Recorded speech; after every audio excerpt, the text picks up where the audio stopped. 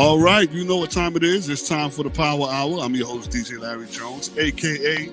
Mr. Important. If you don't know me, then you don't know anybody. And I have a very, very special guest joining me today, man. I've always been a huge fan, and I'm so glad to see that he's back with new music. Ladies and gentlemen, I want to get right into it. From the legendary group, The Manhattans, Mr. Gerald Alston. Gerald, what's going on, my brother?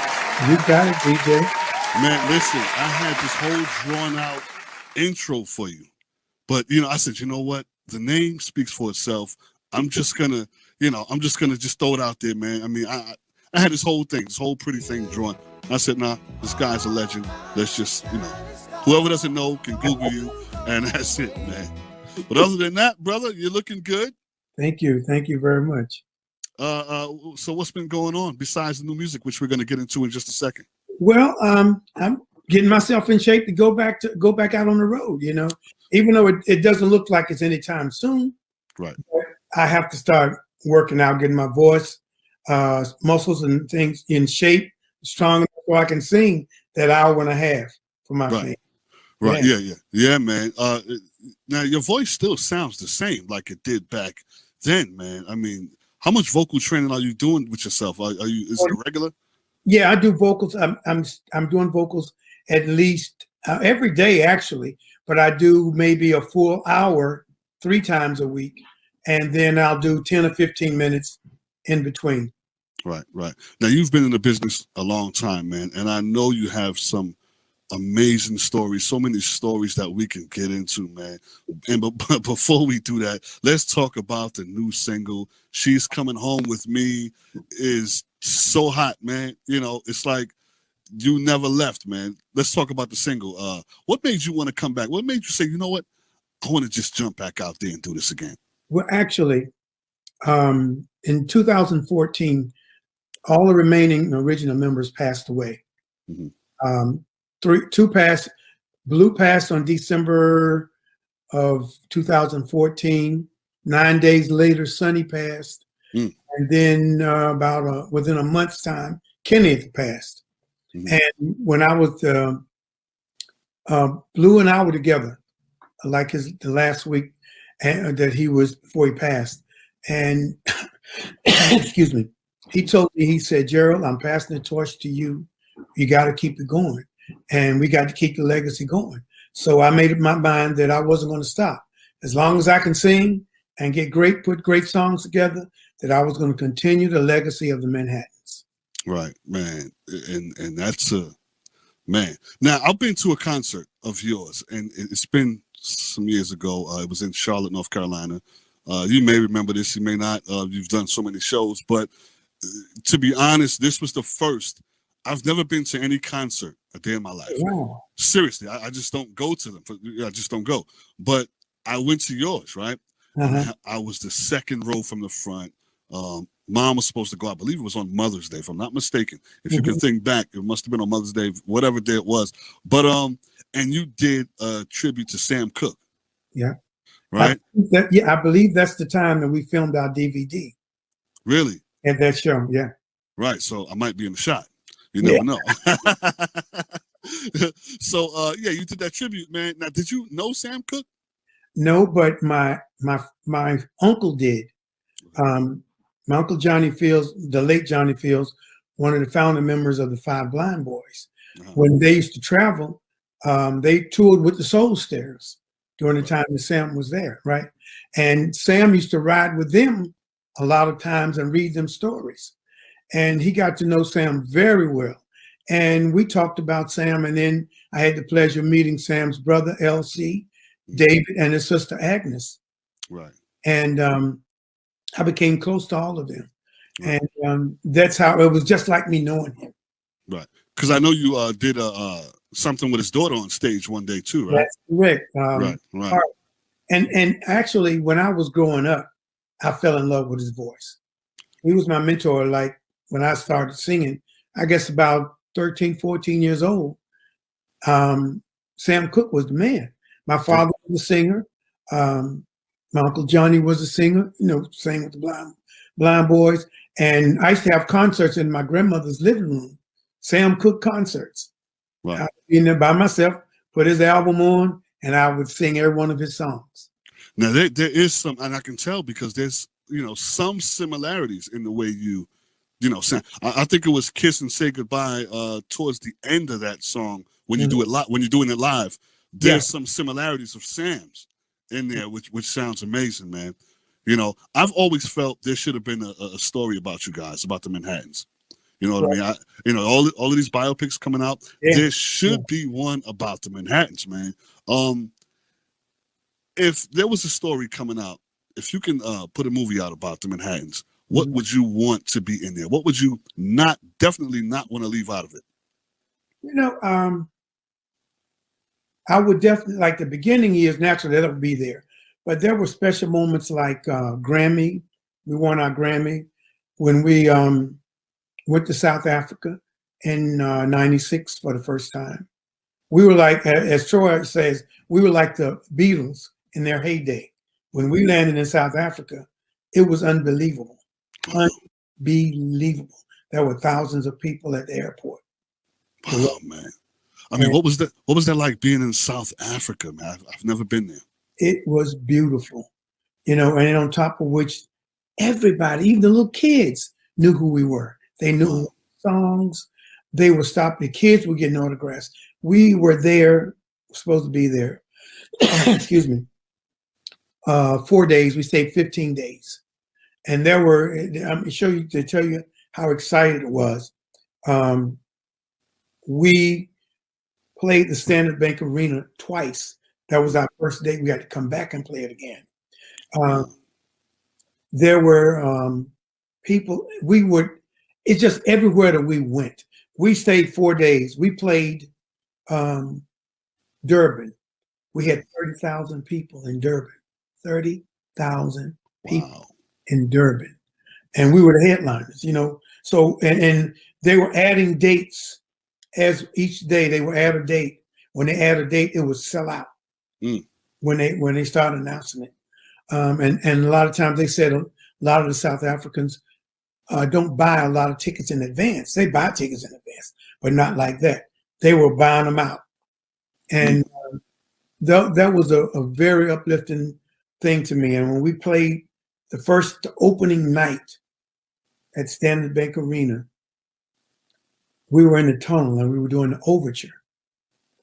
And the minute the band struck the overture and we started singing, the vibration, the whole Standard Bank Arena building vibrated. And they were screaming and hollering, and the fans sung every song with us from the overture till the last song. And we sang about 2 hours and 45 minutes. Wow, man. I can imagine. So out of all of the places you've been and traveled in life, that was the most memorable? Which one was the most memorable for you? I would have to say that's the most memorable. Okay. And when we first went to Japan, it was a very exciting time. I mean, what was the vibe like on the road with you guys? I mean, because one thing I can say about you guys is you never really heard anything negative about the Manhattans. It was always, you know what I mean? It was just guys kept a clean image. You know. That was important that we kept a clean image. And because we wanted our fans to know that, yes, we're human beings. Right. Yes, there are times in the group when we didn't get along, but we all had the same goal in mind, that the group was first. And we never took it on stage. And we want to respect our fans. And the only way we can respect our fans is be humble, be respectful of them, and just don't be doing crazy things when you're out there. You want them to look at you as a human being with respect, not just a singer, but as a human being with respect. And that's the way we carried ourselves, classy. Definitely that, man. Now, you had so many hit songs, man. I can't even get into it. I can't name all of them.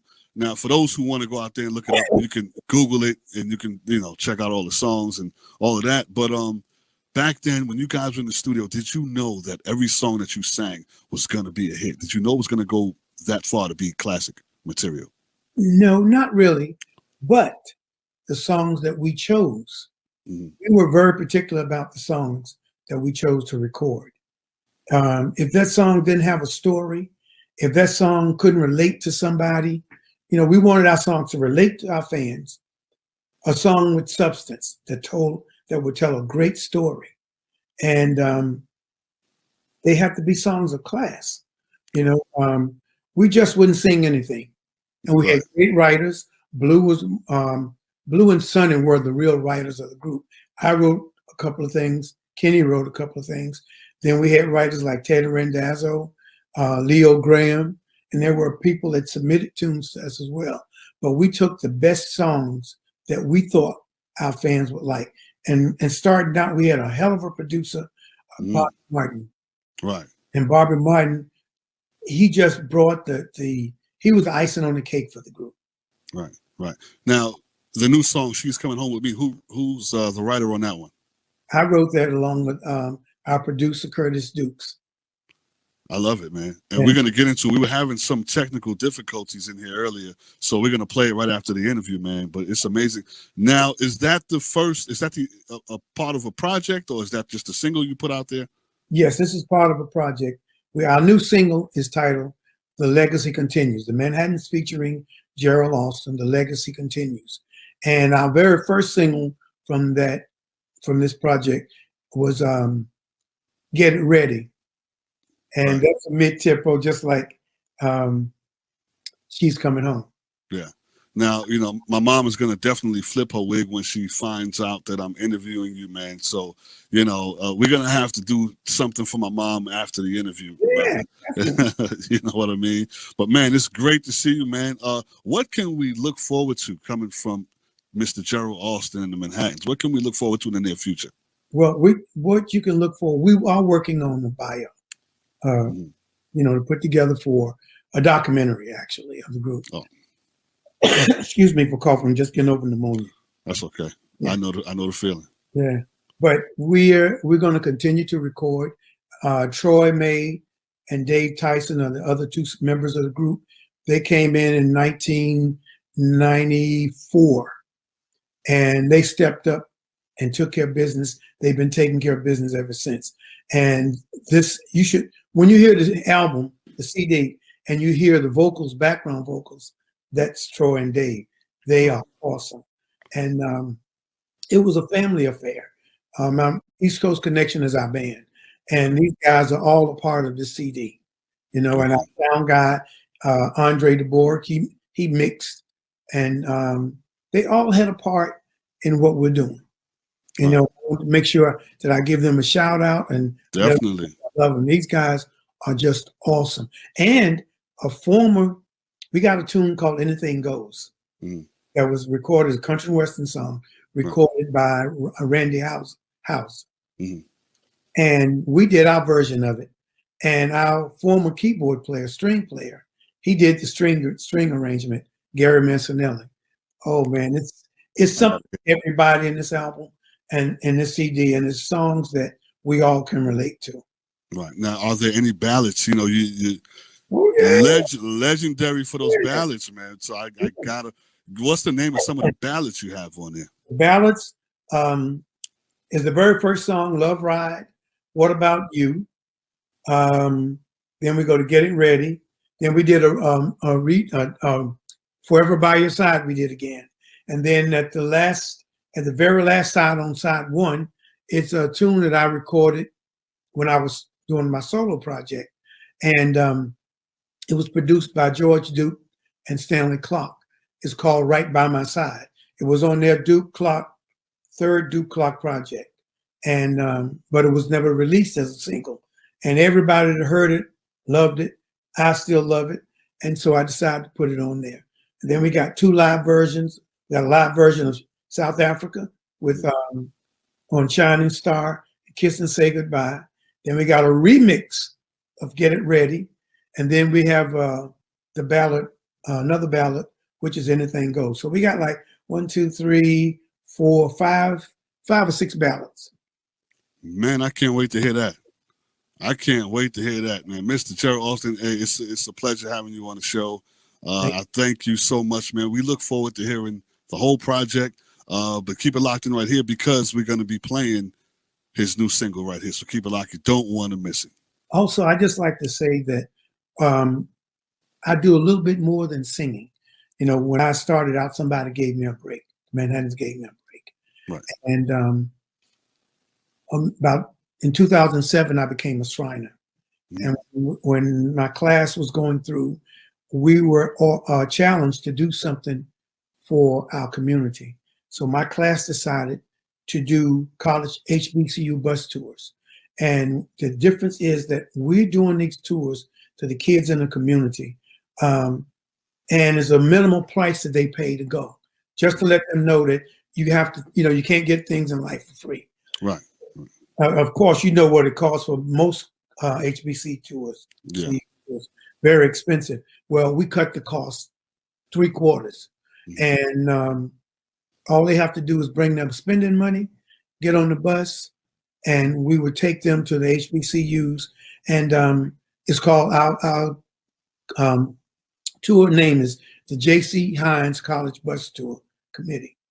And our temple is called Conda Temple number 24 here in New Jersey. Wow. And excuse me. And also, I am the celebrity ambassador for OIC of America, right, which is an organization founded by Dr. Leon Sutherland out of Philadelphia. And the president is James Haynes. And this is an organization, non-profit organization, that helps disadvantaged, unemployed, underemployed people become more productive citizens of life. It is an organization that helps train people who need the training, how to do interviews, how to dress to go in interviews, and train them for some of the jobs that they can get. And right, they also help them find jobs. And there's another portion of the organization called SCORE, which help people that are incarcerated get back into society.